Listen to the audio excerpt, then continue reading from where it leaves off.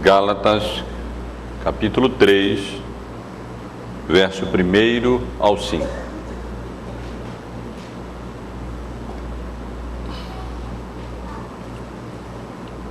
Ó Gálatas insensatos, quem vos fascinou a vós outros, ante cujos olhos foi Jesus Cristo exposto como crucificado?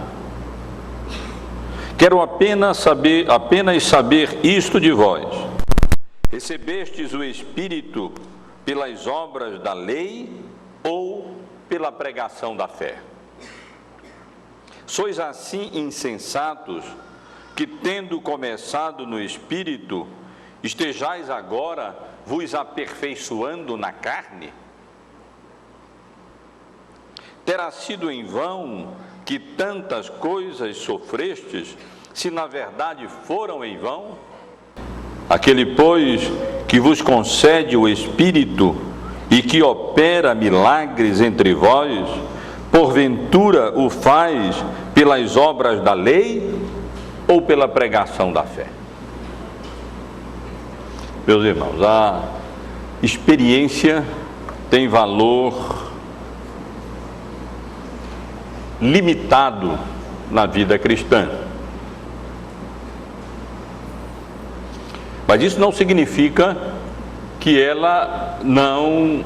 exerça nenhum papel legítimo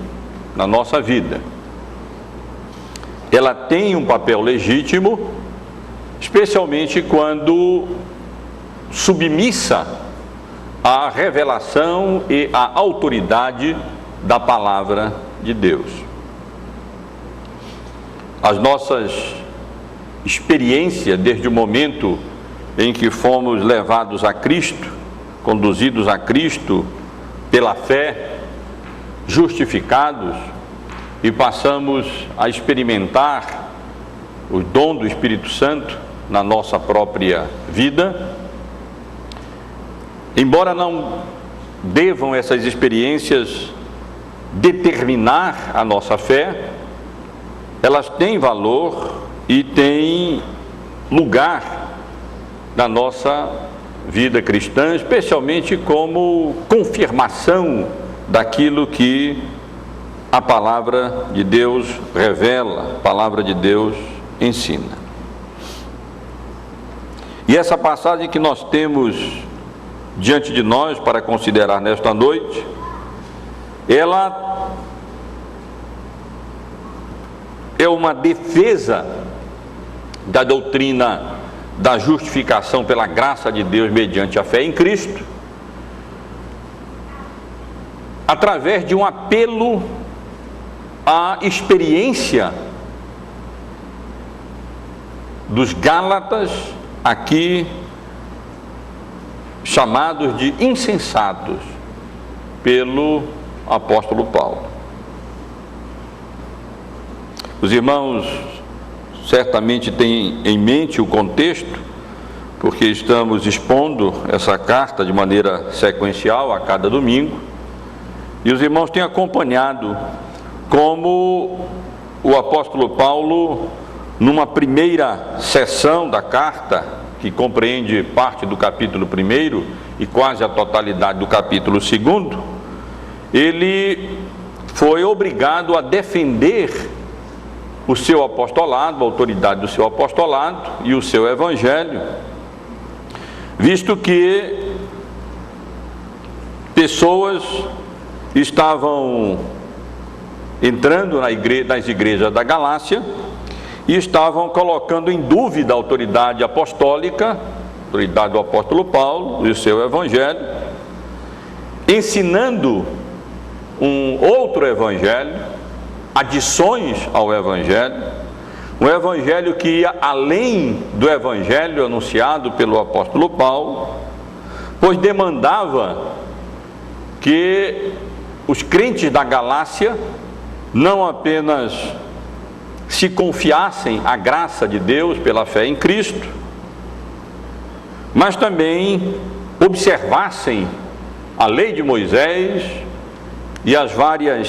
cerimônias e observação de dias, circuncisão exigidas na lei de Moisés, na antiga dispensação do Evangelho. Aqueles falsos mestres estavam na realidade ensinando que a fé em Cristo não era suficiente, não bastava para que alguém alcançasse plena justificação dos seus pecados diante de Deus. Porque, segundo eles, era necessário que eles também observassem a lei de Moisés para que eles pudessem ser salvos. E nós vimos, irmãos, como o apóstolo Paulo, então, defende o seu apostolado, faz isso em favor do seu evangelho, argumentando que ele havia recebido a sua autoridade, o seu evangelho, diretamente de Cristo, mas que ainda assim o seu evangelho e o seu apostolado haviam sido reconhecidos pelos demais apóstolos da igreja mãe de Jerusalém, que haviam dado a ele a destra de comunhão. E vimos como o apóstolo Paulo demonstrou a sua autoridade, lembrando a igreja da Galácia, os irmãos da Galácia, que quando necessário, quando o apóstolo Pedro se tornou repreensível por temor daqueles que ensinavam a circuncisão, o apóstolo Paulo teve que exercer a sua autoridade, repreendendo o apóstolo Pedro face a face, por fugir, se afastar dos seus irmãos gentios e deixar de comungar com eles, como ele vinha fazendo antes de chegarem aqueles que se diziam da parte de Tiago e estavam exigindo observância da lei de Moisés. E no domingo passado nós estivemos aqui vendo como o apóstolo Paulo faz essa transição dessa seção biográfica da sua carta, aonde ele se apresenta como apóstolo da liberdade, para a seção doutrinária ou teológica da carta, aonde ele passa a tratar da teologia da liberdade, especialmente do capítulo 3 até o capítulo 4, mas ele começa na realidade a fazer isso a partir do versículo 15 do capítulo 2, a passagem que estivemos considerando aqui no domingo passado. Vimos aqui como, a partir daquela situação, quando o apóstolo Paulo teve que confrontar Pedro pelo seu erro, vimos como ele passou a defender a doutrina da justificação pela graça de Deus mediante a fé, demonstrando que nem judeus nem gentios são justificados por obras da lei, mas ambos são justificados exclusivamente pela graça de Deus mediante a fé em Cristo Jesus. Vimos como o apóstolo Paulo argumentou que os verdadeiros transgressores da vontade de Deus, pecadores,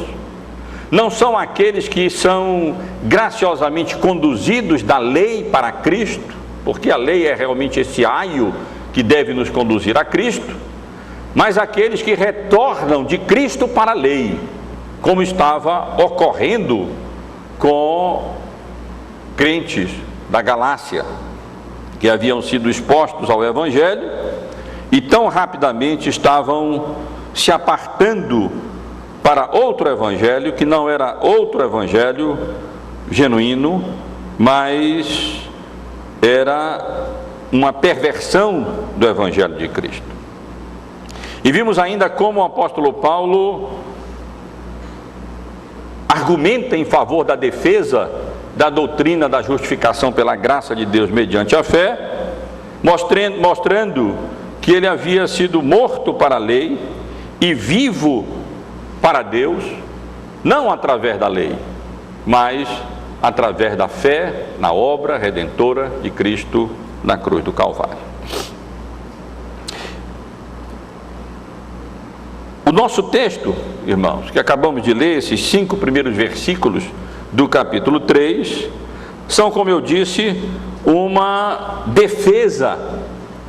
da doutrina da justificação pela graça de Deus mediante a fé. O apóstolo Paulo vai continuar a fazer isso durante todo o capítulo 3 e o capítulo 4 dessa carta, a partir da própria experiência dos crentes da Galácia.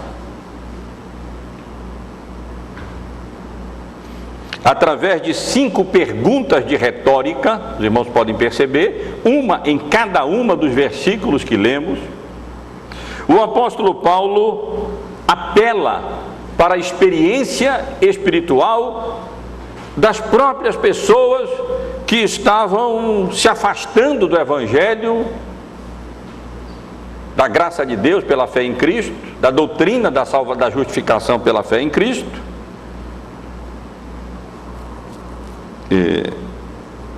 para que eles pudessem ser advertidos, admoestados, alertados e assim acordar para a insensatez e inconsistência da atitude deles em estar abandonando a fé em Cristo para novamente confiarem nas obras da lei para a justificação deles. E é exatamente isso, meus irmãos, que o apóstolo Paulo faz aqui. Ele apela para a própria experiência espiritual daqueles irmãos, daqueles crentes da Galácia, com o intuito de despertar neles a consciência, fazer com que eles retornassem à sensatez e pudessem perceber que eles estavam procedendo de maneira absolutamente inconsistente, não apenas com a própria palavra de Deus. Vamos ver o apóstolo Paulo argumentar a partir da revelação divina, a partir da semana que vem, mas também a partir daquilo que era a própria experiência, que havia sido a própria experiência espiritual daquelas pessoas. E portanto, irmãos, nesses versículos, o apóstolo Paulo chama atenção para a insensatez dos Gálatas. Esse é o tema da nossa mensagem nesta noite. A insensatez dos membros das igrejas da Galácia. Os irmãos observam que nesses poucos versículos, 2 vezes, o apóstolo Paulo acusa aqueles a quem ele mesmo havia anunciado o Evangelho, aquelas igrejas os membros daquelas igrejas que ele mesmo havia estabelecido, Listra, Antioquia, Icônio, Derbe, de procederem de maneira absolutamente insensata. Ele faz isso no versículo 1, através de uma expressão de admiração, de espanto, de indignação, quase de não acreditar no que estava acontecendo. Ó Gálatas insensatos, como que dizendo: quanta insensatez vocês estão demonstrando. E faz isso novamente no versículo 3, no início do versículo 3, quando ele pergunta: sois assim insensatos, que tendo começado no espírito, estejais agora vos aperfeiçoando na carne? E quando o apóstolo Paulo chama os Gálatas de insensatos, meus irmãos, ele não está querendo dizer, com a palavra aqui utilizada, que eles são simplesmente pessoas sem inteligência mental, são pessoas obtusas, Ele não está se referindo à falta de capacidade de compreensão intelectual daquelas pessoas. O apóstolo Paulo, na realidade, está fazendo referência, está condenando a preguiça mental,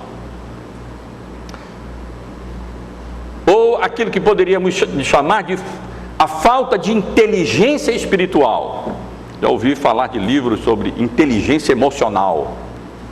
e nós podemos falar de inteligência espiritual. E essa falta de inteligência espiritual nos crentes em Cristo, ela é condenável. E é por isso que o apóstolo Paulo admoesta aqueles irmãos, membros das igrejas da Galácia, chamando-os de insensatos. E ao fazer isso, meus irmãos, o apóstolo Paulo utiliza na língua original a mesma palavra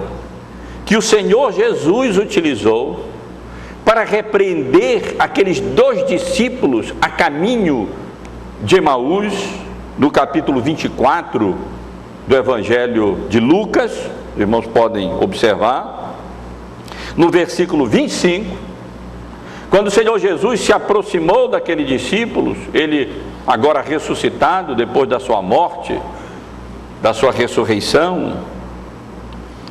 e então lhes diz: ó nécios, mesma palavra no original, anoetos,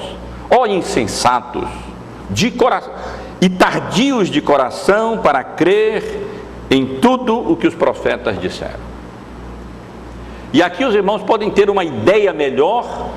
da natureza da condenação do apóstolo Paulo, da falta daqueles irmãos ali nas igrejas da Galácia. O problema não é que eles fossem obtusos de entendimento intelectual. O problema deles não era realmente mental. O problema deles era de natureza espiritual. Assim como esses 2 discípulos de Emaús, vendo tudo aquilo que estava acontecendo em cumprimento às promessas, às profecias do Antigo Testamento, não conseguiam entender espiritualmente, compreender aquilo que deveria ser óbvio aos olhos deles. Assim também, os crentes da Galácia estavam demonstrando essa falta de inteligência espiritual, de capacidade para avaliar as coisas, os acontecimentos, à luz das próprias experiências espirituais que eles haviam tido com relação a Cristo, com relação ao Espírito e com relação ao Pai, com relação às 3 pessoas da Trindade, aqui mencionadas diretamente: Cristo no versículo 1, o Espírito nos versículos seguintes, e indiretamente a pessoa do Pai no versículo de número 5, quando lemos: aquele, pois, que vos concede o Espírito e que opera milagres entre vós, porventura o faz pelas obras da lei ou pela pregação da fé. Portanto, meus irmãos, aqui nós temos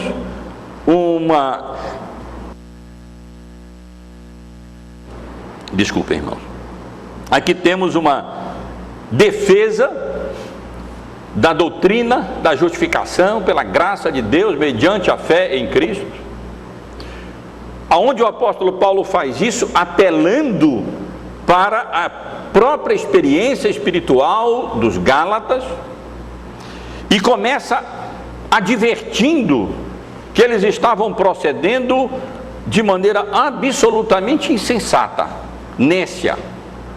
manifestando falta de inteligência espiritual ao se apartarem, ao estarem sendo levados, influenciados por outros, a deixarem de confiar exclusivamente na graça de Deus para a sua salvação e justificação, e estarem retornando à observância daquelas cerimônias, dias e outros requerimentos da lei de Moisés. Vamos ver, portanto, irmãos, em que se manifesta a insensatez dos Gálatas através dessas 5 perguntas de retórica que o apóstolo Paulo faz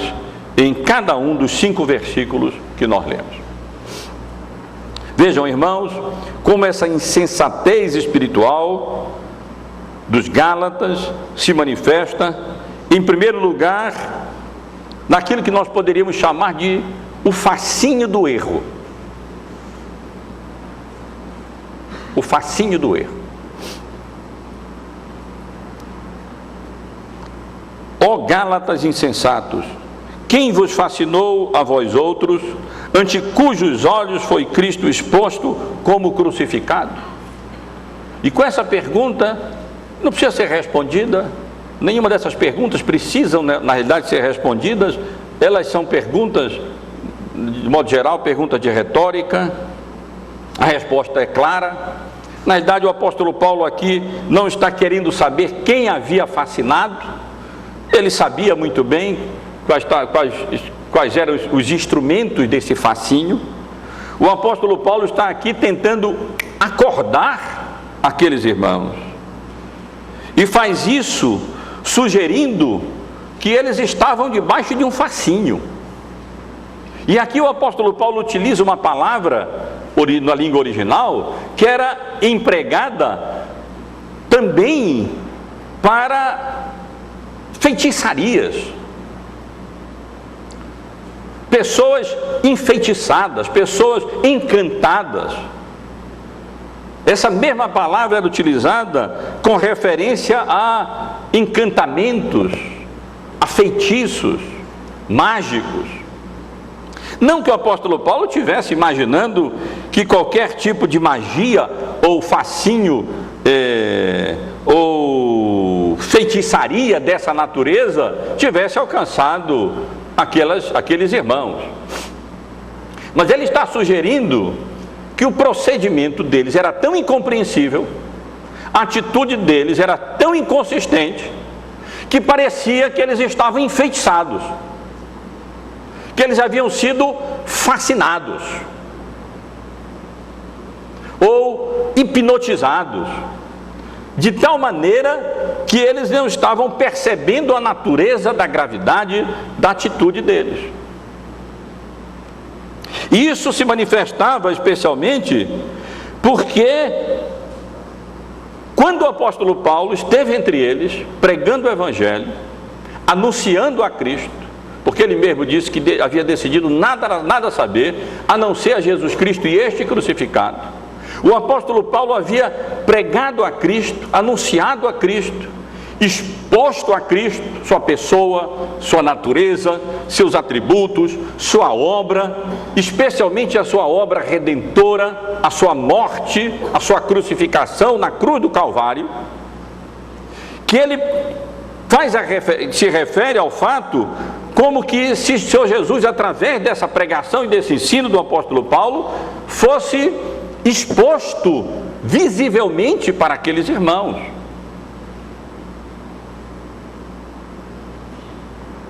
E nisso então se manifesta aquilo que o apóstolo Paulo diz, parece um fascínio, parece uma feitiçaria, um encantamento. Quando ele diz: ó Gálatas insensatos, quem vos fascinou a vós outros, ante cujos olhos foi Jesus Cristo exposto como crucificado? E a palavra aqui exposto traduz uma prática comum na época. O apóstolo Paulo está aqui utilizando essa figura, quando os reis, as autoridades, queriam publicar uma notícia, colocavam-se cartazes em lugares públicos, com as inscrições, com as decisões reais ou das autoridades, no mercado, na praça. E o apóstolo Paulo utiliza essa mesma linguagem, como que dizendo: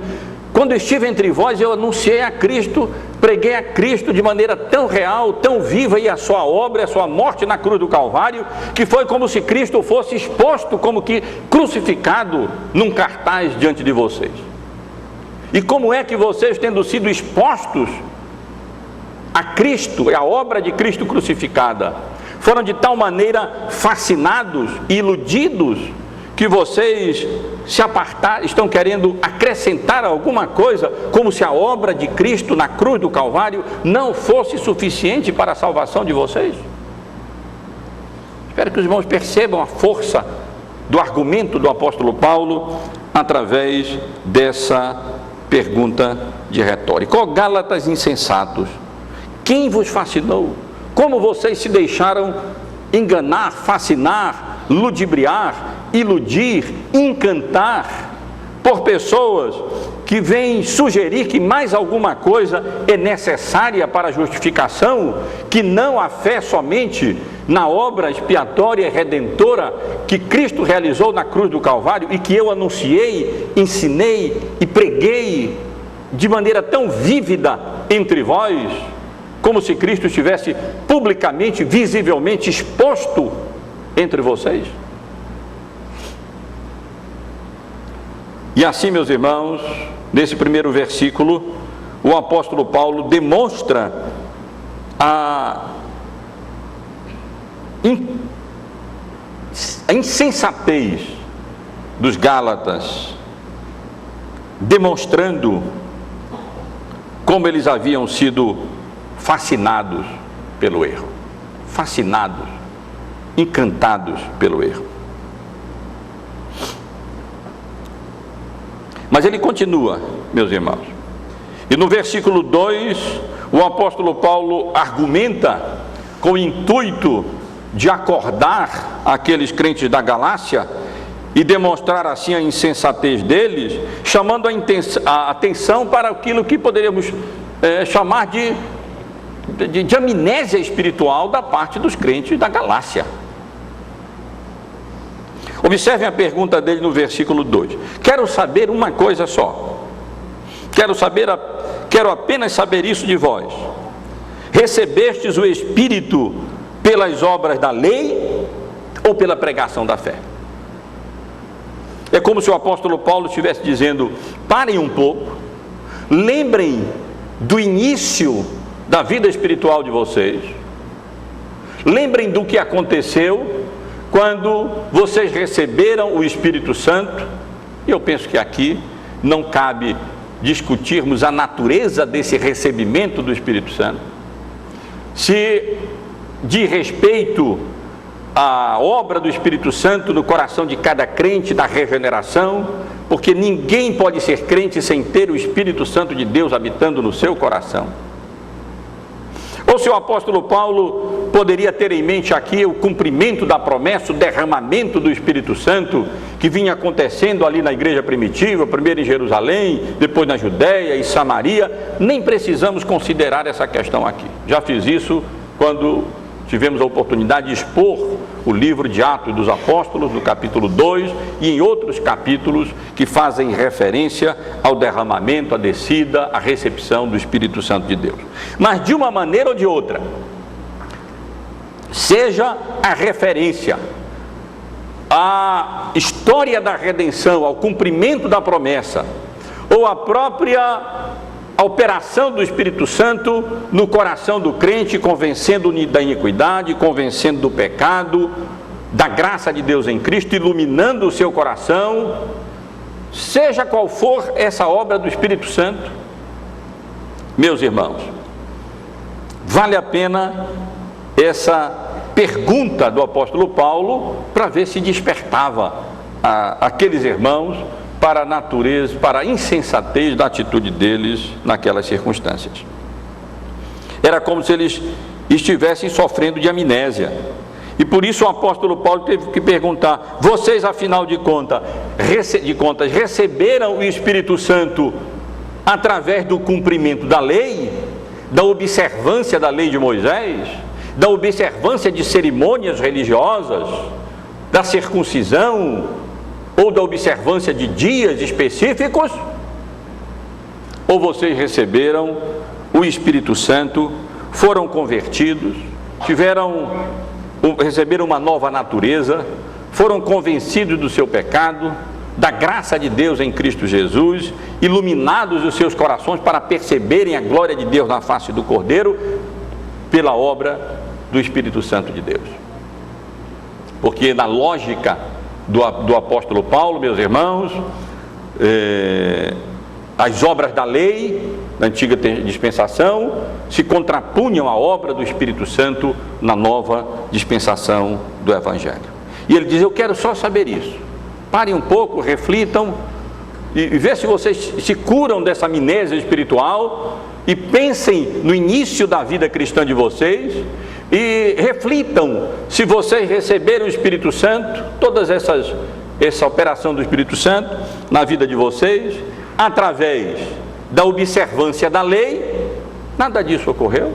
não foi através da observância da lei, na realidade, ou pela fé na pregação do Evangelho, ou pela pregação da fé,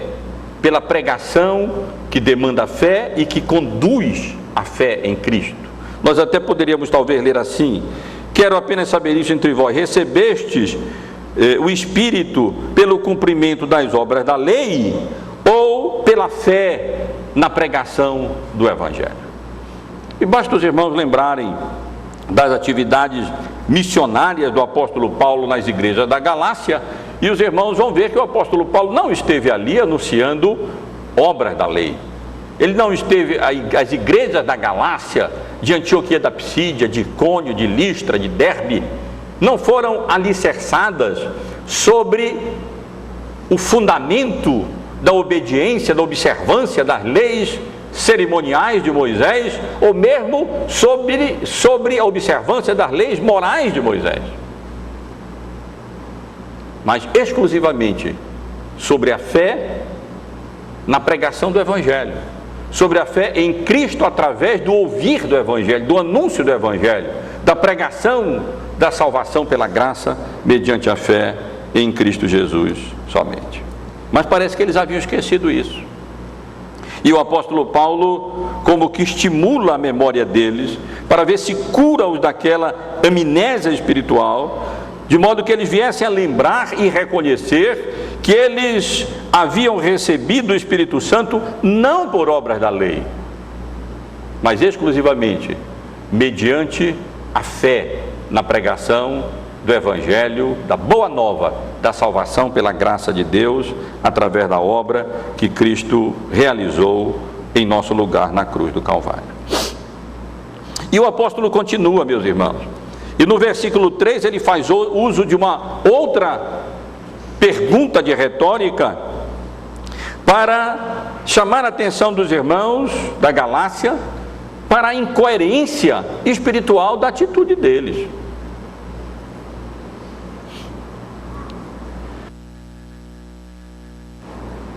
Observem a pergunta que o apóstolo Paulo faz no versículo 3. Sois assim insensatos, que tendo começado no Espírito, estejais agora vos aperfeiçoando na carne? O propósito da pergunta é ressaltar a incoerência espiritual da atitude deles. Ora, se eles reconhecerem que eles receberam o Espírito Santo não por obras da lei, mas pela pregação da fé, eles teriam que, o próximo passo seria chamar a atenção deles para a inconsistência ou incoerência espiritual da atitude daqueles irmãos da Galácia, que, havendo iniciado a vida cristã pela fé, estavam agora querendo desenvolver a sua salvação, avançar na vida cristã, não mais pela fé, mas através da observância de cerimônias. Vamos considerar essas questões aqui, da observância de dias, como vamos ver no capítulo 3, a partir do versículo 8, de circuncisão, enfim, daquelas leis cerimoniais de Moisés. E com essa pergunta, o apóstolo Paulo não apenas chama atenção, adverte-os com relação ao fascínio do erro, com relação à amnésia espiritual deles, mas para a própria incoerência espiritual deles. Ora, se vocês começaram pelo Espírito, vocês vão querer continuar pela carne? Se vocês começaram pela obra da graça de Deus, mediante a fé em Cristo, vocês vão querer continuar, avançar agora, através da utilização de recursos próprios da nossa velha natureza, ou próprios daquele estado anterior, da antiga dispensação? Seria incoerente da parte daqueles irmãos. E o apóstolo Paulo chama atenção para isso, com o propósito de adverti-los acerca da incoerência da atitude deles, que havendo começado pela fé e havendo começado no Espírito, agora queriam continuar na lei, queriam avançar na carne. Mas o apóstolo Paulo não se dá por satisfeito e avança apelando para a experiência espiritual dos Gálatas em defesa da doutrina da justificação pela graça mediante a fé em Cristo Jesus, chamando a atenção e advertindo para a própria vaidade das experiências espirituais passadas daqueles irmãos. Vaidade no sentido daquilo que é vão. Vaidade, tudo é vaidade, dizia o pregador, no sentido daquilo que é vão, daquilo que é inútil. E no versículo 4, o apóstolo Paulo faz isso perguntando: terá sido em vão que tantas coisas sofrestes, se na verdade foram em vão?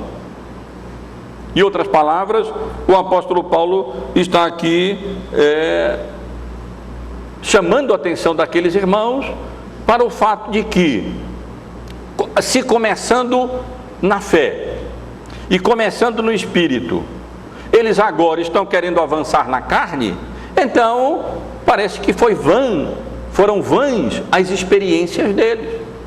Por que eu digo experiência? Porque na realidade, irmãos, a palavra aqui traduzida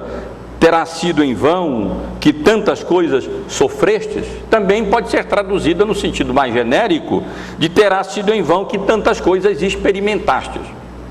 A palavra tanto pode ser traduzida no sentido negativo, uma experiência negativa de sofrimento. Várias vezes a palavra é utilizada assim no Novo Testamento e por isso foi traduzida assim aqui, assumindo que essas experiências eram negativas, como se o apóstolo Paulo estivesse dizendo: terá sido em vão os sofrimentos que vocês experimentaram por amor a Cristo quando receberam o Evangelho. E é possível que seja esse o significado mais apropriado. Mas é possível que o apóstolo Paulo tenha em mente aqui as experiências de um modo geral, e as experiências positivas. E se nós formos avaliar pelo contexto imediato, não há nada aqui que fale de perseguição, não há nada no texto que fale de sofrimento. Na realidade, o apóstolo Paulo vem falando de experiências positivas, não de experiências negativas. Por isso, vários intérpretes do Novo Testamento entendem que a melhor tradução aqui não seria no sentido específico de experiência negativa, mas no sentido de experiências de modo geral, que poderiam incluir experiências negativas, mas também incluiriam as experiências positivas que ele vinha mencionando aqui, da obra do Espírito Santo, da pregação do Evangelho, da exposição de Cristo através do anúncio do Evangelho pelo apóstolo Paulo, da recepção do Espírito e das experiências que eles tinham tido com Cristo e com o Espírito Santo no início, nos primeiros anos, nos primeiros momentos da vida cristã deles. E portanto, a pergunta do apóstolo Paulo tem como objetivo, como propósito, chamar a atenção daqueles irmãos para o fato de que, se eles vão abandonar a fé e o Espírito e vão trocá-los pela lei e pelas obras, então, será que foram vãs todas as experiências que eles tiveram, através da pregação do Evangelho, o arrependimento, a convicção de pecado, a certeza de salvação, as graças que o Espírito Santo de Deus produz no coração do crente, a alegria, o discernimento espiritual,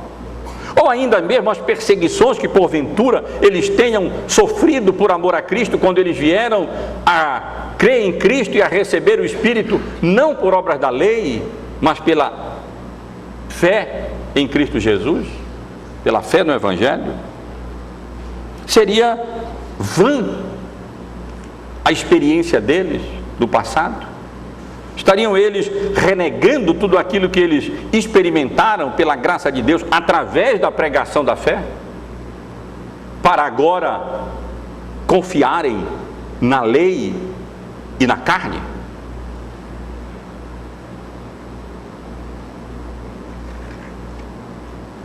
E finalmente, meus irmãos, no versículo 5, o apóstolo Paulo apresenta outra pergunta na tentativa de acordar os crentes insensatos da Galácia. Para demonstrar a insensatez deles, o apóstolo Paulo demonstra a incompreensão deles com relação ao meio através do qual eles estavam desfrutando da operação e do poder do Espírito Santo na vida deles. Quando diz no versículo 5, aquele, como uma referência ao Pai, ao Deus Pai, aquele pois que vos concede o Espírito e que opera milagres entre vós, porventura o faz pelas obras da lei ou pela pregação da fé? Os irmãos observem que essa pergunta é muito semelhante à pergunta que nós consideramos no versículo 2. Sois assim, quero apenas saber isso de vós, recebestes o Espírito pelas obras da lei ou pela pregação da fé? Verso 2. Verso 5, aquele pois que vos concede o Espírito e que opera milagres entre vós, porventura o faz pelas obras da lei ou pela pregação da fé? A diferença é que aqui a ênfase não é no recebimento, mas no doador, Deus. A diferença é que aqui a ênfase é nas operações do Espírito Santo de Deus. E também pouca diferença faz se essa referência aos milagres, aos atos portentosos de Deus através do Espírito entre os Gálatas, seja uma referência aos milagres externos que porventura tenham sido realizados ali, quem sabe pela própria instrumentalidade do apóstolo Paulo, curas miraculosas, como vimos várias vezes acontecer, ou se a referência a portentos maiores, aos milagres maiores da operação do Espírito Santo no íntimo, no coração de um pecador, transformando, convencendo do pecado, da graça soberana de Deus em Cristo Jesus e fazendo dele um novo ser, uma nova criatura. E a diferença também de respeito ao tempo do verbo, que aqui não é passado como uma referência à amnésia espiritual da igreja, mas é presente como uma referência em compreensão presente daquilo que eles mesmos, pela graça de Deus, vinham experimentando na vida deles. Aquele, pois, que vos concede o Espírito e que está operando milagres entre vocês, porventura continua a fazer isso por obras da lei ou continua a fazer isso através da pregação do Evangelho, da pregação da fé?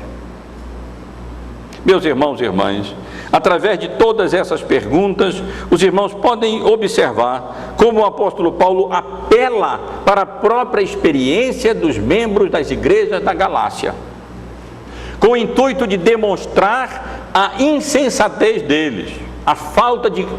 inteligência espiritual,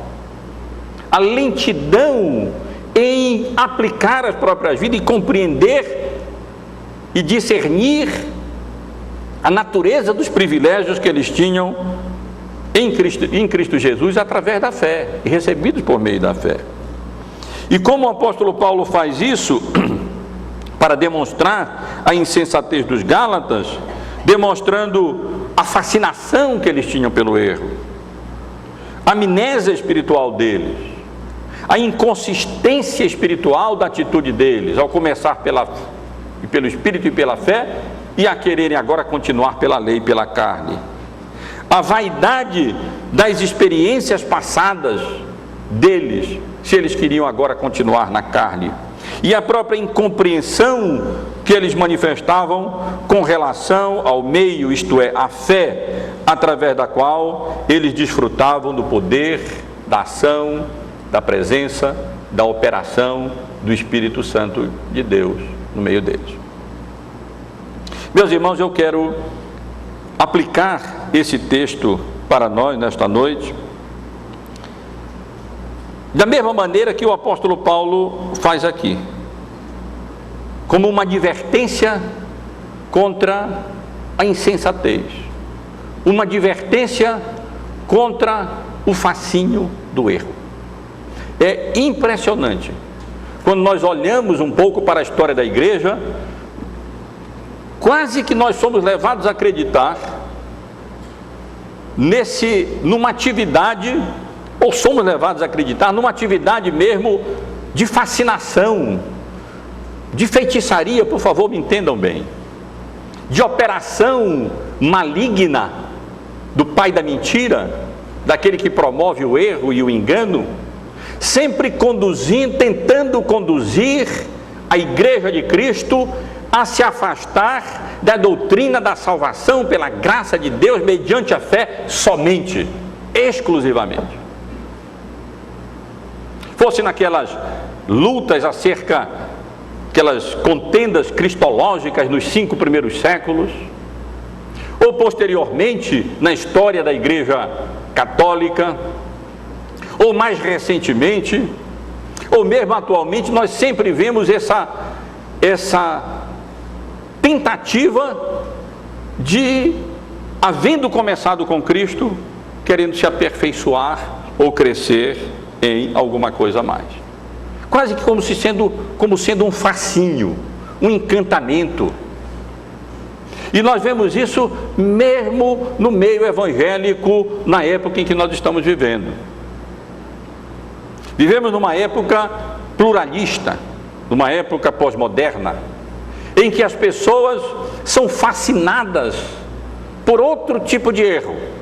são fascinadas pelo relativismo, pelo pluralismo de pensamento, pela ideia de que não tem problema, cada um tem a sua verdade, cada uma dessas verdades acaba não fazendo muita diferença, conduzindo ao mesmo Deus. Numa época subjetivista, numa época espiritualista, cheia de sociologia, o evangelho passa a ser sociologia e psicologia, como se o evangelho não bastasse, como se Cristo não bastasse, como se a fé e a nossa confiança na obra redentora de Cristo na cruz do Calvário precisasse de mais alguns aditivos para que ela pudesse funcionar,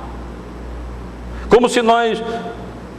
se fizesse sentido começar pela graça de Deus mediante a fé em Cristo, e agora nós precisássemos de psicologias, de sociologias, precisássemos de pragmatismo, de coisas essas que tomam conta muitas vezes influenciam tanto a igreja nessa nossa época. Meus irmãos, temos aqui uma advertência para a insensatez não apenas dos Gálatas, mas para a insensatez evangélica contemporânea. Quase que nós poderíamos dizer: ó brasileiros insensatos, ó evangélicos insensatos, quem vos fascinou para se apartarem da simplicidade da pregação da fé, da doutrina da justificação pela graça de Deus mediante a fé somente, para outros evangelhos que não são outros, mas são perversões do evangelho? Vemos até, muitas vezes, evangélicos retornando literalmente para o Antigo Testamento, ressuscitando ofícios próprios do Antigo Testamento, pregando, ensinando a observância novamente de dias próprios do Antigo Testamento, ou outros até inventados pelos homens, como se a simplicidade do Evangelho de Cristo não fosse suficiente e nós tivéssemos que acrescentar mais algumas coisas para que esse Evangelho pudesse fazer sentido e operar e desenvolver assim a nossa fé. Numa época como essa, meus irmãos, nós precisamos atentar para essa advertência dura do apóstolo Paulo com relação à falta de entendimento espiritual, a falta de compreensão espiritual, a insensatez daqueles que são fascinados pelo erro, que revelam uma certa amnésia espiritual, esquecendo de como foi que nós começamos.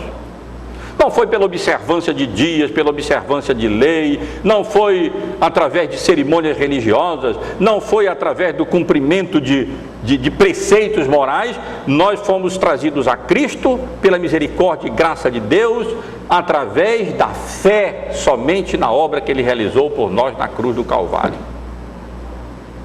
E é preciso estarmos alertas para essa incoerência espiritual de querer começar na fé e terminar na lei,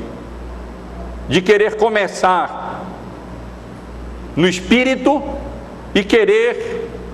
sermos aperfeiçoados na carne, para que as nossas experiências espirituais passadas não sejam vãs, infrutíferas e não manifestemos incompreensão com relação à natureza do poder que opera em nós que estamos sendo salvos pela graça de Deus, mediante a fé somente em Cristo Jesus. Penso, irmãos, que aqui temos uma advertência séria e muito apropriada para a época em que nós estamos vivendo. Penso, na realidade, que encontramos aqui uma advertência muito apropriada para todas as épocas da história da igreja. Apropriada para aquela época em que os crentes estavam se encantando ou sendo, entre aspas, enfeitiçados pelo Deus deste século, ou com o legalismo ou com o gnosticismo. E essa advertência tem sido válida e importante em todas as épocas da história da igreja, sempre quando se tenta acrescentar mais alguma coisa à suficiência da obra de Cristo na cruz do Calvário e à suficiência da doutrina da justificação pela graça de Deus, mediante exclusivamente a fé na obra redentora daquele que foi, através da palavra de Deus e da pregação do Evangelho, como que exposto, crucificado diante de nós. Que Deus nos abençoe, meus irmãos, e que essa advertência nos sirva para que nós não sejamos encontrados nunca como os Gálatas, insensatos, pela manifestação do erro, pela amnésia espiritual, pela incoerência espiritual, pela vaidade das experiências espirituais passadas e pela incompreensão com relação aos meios, o meio da fé, através do qual o Deus bendito, através do seu Espírito, opera essa obra que só Ele pode operar no nosso coração, para o nosso próprio bem, para a nossa salvação e para o louvor, para a honra e para a glória dele próprio.